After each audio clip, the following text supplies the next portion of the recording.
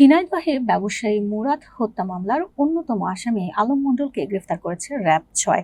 বুধবার সকালে বাগেরহাটের মোল্লাহাট উপজেলা শ্মশানঘাট এলাকা থেকে তাকে গ্রেফতার করা হয়।